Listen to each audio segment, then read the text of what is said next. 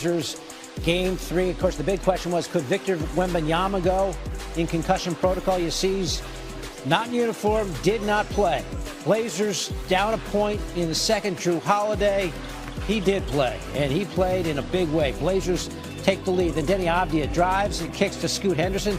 Scoot had the big game 2, had 21 more in this one. Blazers up by 7. And then De'Aaron Fox driving, pops Denny Avdia in the face, who loses part of a tooth. And his offense was a little toothless, just 3 of 15 shooting in this one. Under 6 to go in the third. It's Holiday again, finds a 3 he likes. 29 points, 5 threes in the game for Holiday. Blazers up by 13. You figure they're going to take control of the series? No. Keldon Johnson, 6th man of the year for 3. Spurs cut it to 4. And then off the miss, Dylan Harper, 20 years old and sensational in this one, cuts it to 2. And Fox turning around in the paint. He had 18. Wemby's fired up. The Spurs up 1 after 3. And here comes Harper. Crossover and then rising up. 27 points for the rookie. Check it out again with the left. Spurs up 3. Wayne loving it. Candace Parker looking at him like, what are you screaming about? From the 20-year-old to the far more experienced 21-year-old, it's Stephon Castle. They're so good and so young. So wise. Yes. And then Castle again. No Wemby, no Biggie. The Spurs go to Portland and win game 3 to grab a 2-1 series lead. I don't know if something flipped the game. I think we worked the game. I think we just stayed with it. They came out with tremendous energy. They made some shots. We missed some shots. Obviously there's some game plan stuff that we wanted to be sharp on. We turned the ball over a little bit. They got some stuff in transition, but I think all in all, when you zoom all the way out, I thought we kept working the game, and I thought, over the duration of it, we just stayed with it. We started getting incremental things that were going our way, whether we were starting to get a little bit more downhill offensively, the spacing got better, we started passing the ball to the open guy and letting the ball breathe a little bit and keep moving side to side. And then we stayed with some of the defensive effort, and they missed a couple shots, maybe make or miss, but we cleaned it up with some rebounds, and I thought that really helped finish the possessions defensively and then flow offensively into some pace. Miss Johnson did say he's unsure of Wemby's status for Game 4 Sunday. Spurs down 15 in the third, but wound up winning by double digits. It's their largest comeback in the postseason since Game 5 of the 2014 Finals against the Heat. The Spurs also won that. Very interesting. I don't think he's going to play Friday. Right. So that means does he fly all the way out there to play the Sunday game at 12:30 local time? I'm not sure. Now, again, if you lose both, you're down 3-1. Then you're going to have to play a little Russian roulette 3 games in a row. Here's the thing I'd be a little worried about the Spurs. They got a 14-point lead. Was it 14 to 13? 14-point lead in the fourth quarter against Portland, who can't shoot against Portland. Win the game, okay? Win the game. I understand he's a great player and he's out, and I understand. Win the game. Don't put yourself in this situation. These are the Trailblazers who won 42 games. You got to put that game away, and you're building up by 14 points in the fourth quarter. I mean, it's not as bad as the Knicks, who obviously had everybody playing, or the Celtics, who got close and lost. But that was a very alarming thing, that they couldn't figure out a way to get enough baskets to hold Portland off, even without their best player. That would concern me. But I do think you'll see Wembanyama. I don't know if I think the key to me would be Game 4. They're not. I'd be shocked if he plays Friday night. Same here. Game 4 is the key. Now listen, Portland's going to be good at home on Friday night.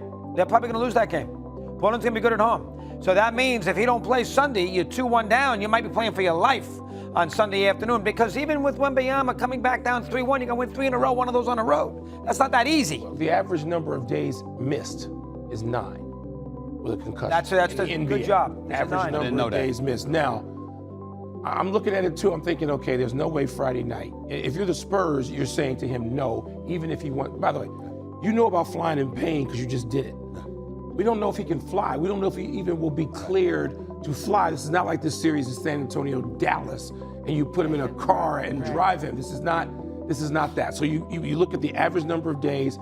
Can they put him on the floor Sunday? But here's been my concern about San Antonio, and we talked about this yesterday on a number of shows. And I don't think San Antonio can win this year. I think they're going to win multiple championships. I think Wembanyama is going to win multiple MVPs. he's going to be the face and the energy of this league and of worldwide basketball for a long time. But it doesn't mean you're ready to do that without great disappointment first. The history of this league is you get your feelings crushed as a team. Russell, Magic, Tim Duncan, they're the only exceptions. Everybody else, including Larry Bird, Michael Jordan, LeBron James, Kobe with air balls against you, they all get not just disappointment, but the disappointment that leaves them wanting to be in bed, covers pulled up until August. That's what San Antonio hasn't encountered yet. That game last night, Chris, they didn't know enough. They didn't know how to finish the game. Of course they wanted to. They're missing their best player. They're missing their leader. They did enough to get there, and they didn't know how to close. That game can haunt them because, as you mentioned, if you go now, you can't drop that second game in Portland and come back 3-1.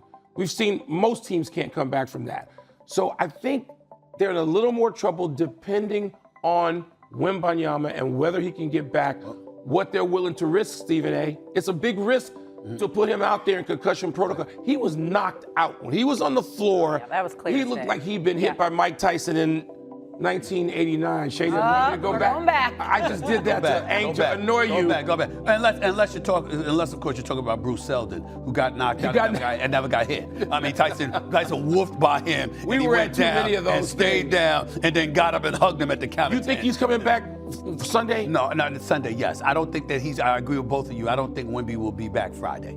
I think it will raise too many suspicions on the part of him and others. They're not going to let that happen. He can't come back Friday, not after what we saw last night. But I'm going to tell you something. I don't have San Antonio losing this series. I have them winning this series. I believe in De'Aaron Fox. I believe in Stephon Castle. I believe in Vassell. I believe in Barnes and these brothers. I mean, they can play now. These are not scrubs. It's just that you got somebody like Wemby that you can rely upon, so you do so. But they're capable of winning a game against Portland, who, by the way, entered these playoffs of the 16 teams as the most least offensive efficient team of the 16 teams. They had the least potent offense. Excuse me, I'm sorry. That's what happened, okay?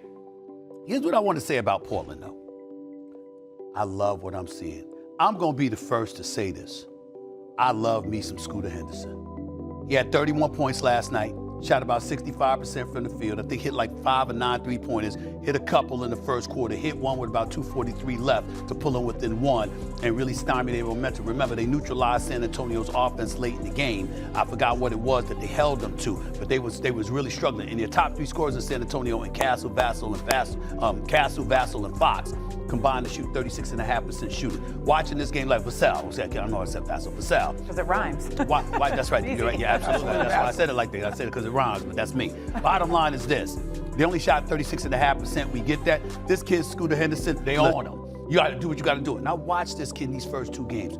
The aggression, his state, got a tough body, doesn't mind getting to the hole, got quickness, got a good handle. You understand? Got capable of making outside shots. I'm fantasizing about him, fellas, because you know me, Dame time is going to be back next year. You understand? And I'm imagining Dame time, Dame Dollar, Damian Lillard with that kid in the backcourt. Portland is a team to, and I mean, when you see him and what he could bring, how Chicago ever let that get away makes no sense. And Washington. And Washington. They had him, had him playing. Listen, we all know that. Yes, the Bulls, we all know that draft things don't. We're never surprised when things don't work officially in Washington. Well, we're talking about Chicago. It's not supposed to be that way there either. But you're looking at, along with those two, Portland in the future is going to be very interesting. I think they win Friday night. They go up 2-1. It forces Wemby to come back for Sunday's game because San Antonio's season will be on the line. And as a result, San Antonio goes back and ties the series 2-2 after the weekend. That is what I foreshadow. I think the question is this. If Portland